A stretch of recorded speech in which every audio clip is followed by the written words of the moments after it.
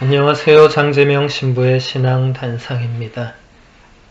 오늘은 교부들의 이사야서 주해 한 부분을 같이 보겠습니다.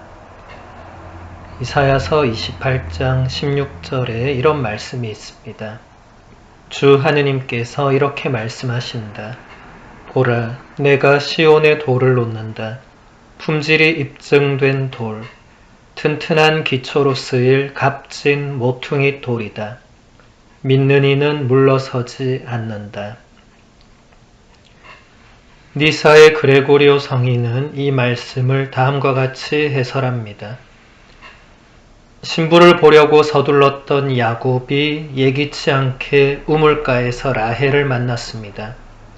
그 우물가에는 커다란 돌이 놓여 있었는데 많은 목자가 함께 와서 그 돌을 굴려 치우고는 자기도 물을 마시고 가축들에게도 물을 주곤 하였습니다.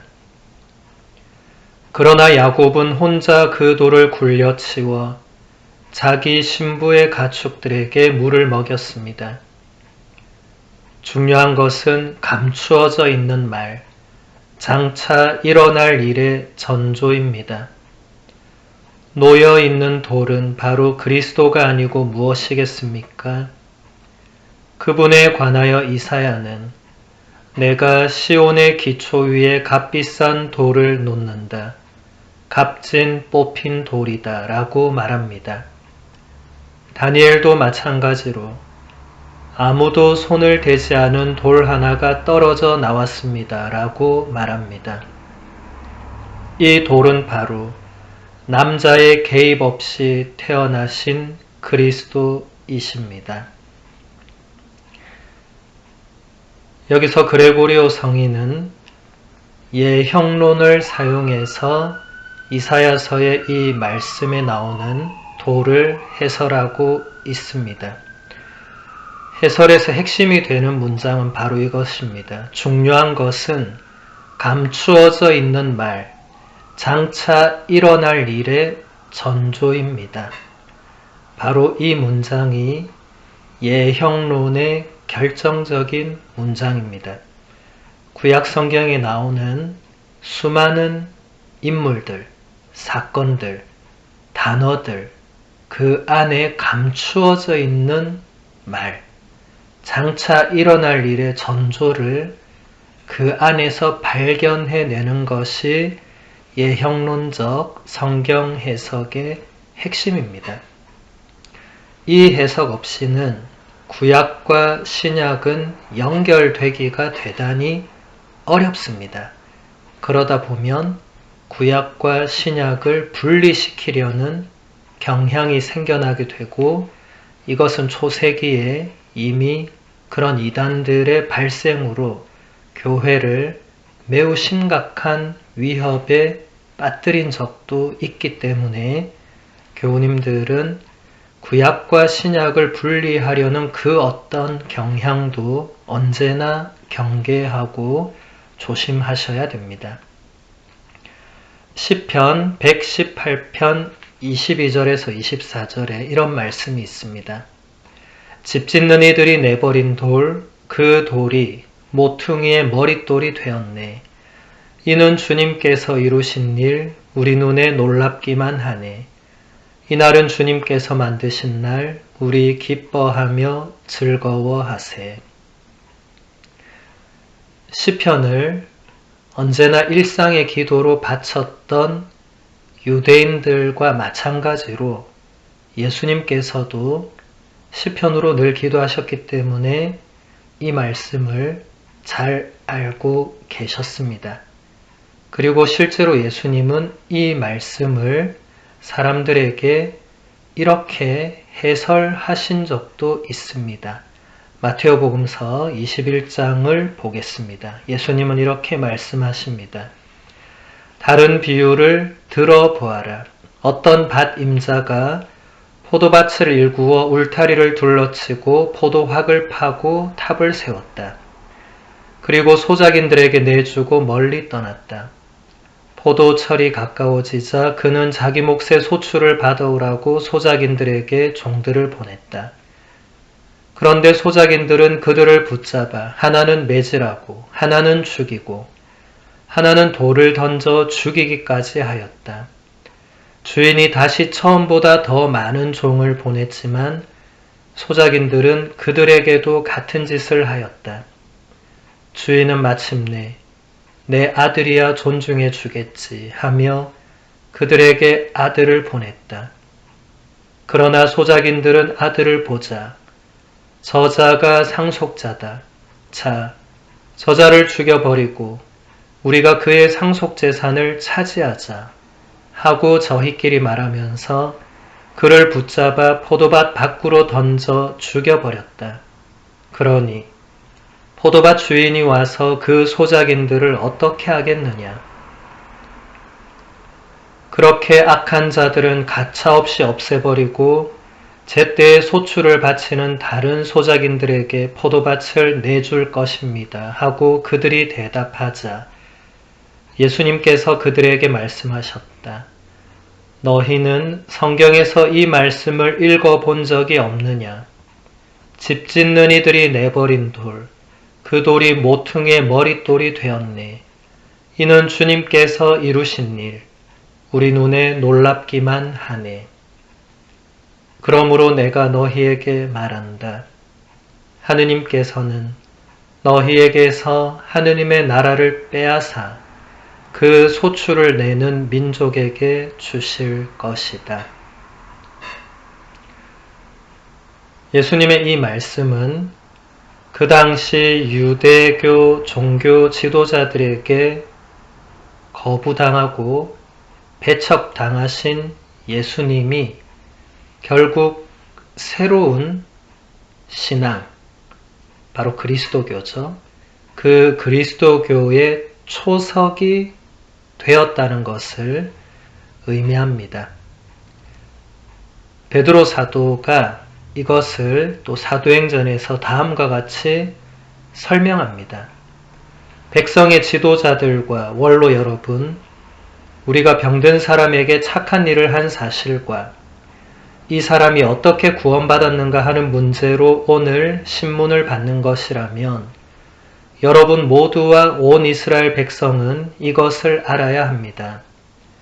나자렛 사람 예수 그리스도의 이름으로 곧 여러분이 십자가에 못 박았지만 하느님께서 죽은 이들 가운데에서 다시 일으키신 바로 그분의 이름으로 이 사람이 여러분 앞에 온전한 몸으로 서게 되었습니다.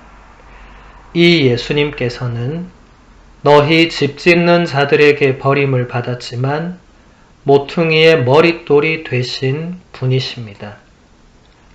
그분 말고는 다른 누구에게도 구원이 없습니다.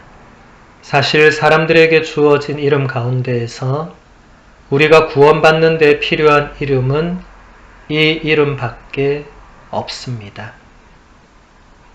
베드로 사도도 시편 118편의 그 말씀, 집 짓는 자들에게 버림을 받았지만 모퉁이의 머릿돌이 되신 분이 바로 예수님이시다 라고 설명하고 있습니다. 베드로 사도는 한 걸음 더 나아가서 자신의 편지, 첫 번째 편지에서도 또 이렇게 말합니다. 주님께 나아가십시오. 그분은 살아있는 돌이십니다. 사람들에게는 버림을 받았지만 하느님께는 선택된 값진 돌이십니다. 여러분도 살아있는 돌로서 영적 집을 짓는 데에 쓰이도록 하십시오. 그리하여 하느님 마음에 드는 영적 재물을 예수 그리스도를 통하여 바치는 거룩한 사제단이 되십시오. 그래서 성경에 이런 말씀이 있습니다. 보라, 내가 시온의 돌을 놓는다. 선택된 값진 모퉁이 돌이다. 이 돌을 믿는 이는 부끄러운 일을 당하지 않을 것이다. 그러므로 믿는 여러분에게는 이 돌이 값진 것입니다. 그러나 믿지 않는 이들에게는 집 짓는 이들이 내버린 돌, 그 돌이 모퉁이의 머릿돌이 되었네 하는 그 돌이며 또한 차여 넘어지게 하는 돌과 걸려 비틀거리게 하는 바위입니다. 베드로 사도는 이 편지에서 이사야서 28장 16절의 그 말씀과 시편 118편 22절의 말씀을 모두 인용하여 연결시키면서 바로 그 돌이 예수 그리스도이시고, 그래서 우리도 예수 그리스도를 따라서 그런 돌이 되어서 영적인 집을 짓는 데에 쓰이는 그런 기초가 되는 돌이 되어라고, 그것이 바로 거룩한 사제단이 되는 길이라고 가르쳐주고 있습니다. 예수님께서 우리 교회 그리스도교의 기초를 놓으셨죠. 이 기초는 너무나도 굳건하고 튼튼해서 그 어떤 박해의 폭풍에도 흔들리지 않고 사악한 무리들이 예수님 안에서 완전히 멸망할 것이기에 그리스도를 돌이라고 부르는 것입니다. 우리도 돌이 되어야 한다는, 다시 말해서 우리도 신앙 안에서 굳건하게 서 있어야 한다는 베드로 사도의 권고를 우리가 새겨들어야 할 것입니다. 이 시대는 지금 세계적인 감염병, 또 전쟁, 또 정보 기술의 너무나도 이 발전으로 인해서 많은 신앙인들이 그런 세계적인 흐름에 흔들려서 그 굳건함을 잃어버리고 있는 그런 시기라고 생각됩니다. 박해 시대에는 목숨을 바쳐가면서 신앙을 지켰지만 지금은 그런 시대가 아님에도 불구하고 신앙을 지키려 하기보다는 아무렇지 않게 신앙을 내버리거나 자연스럽게 멀리하거나 그냥 포기하는 그런 흐름들이 훨씬 강해지고 있습니다.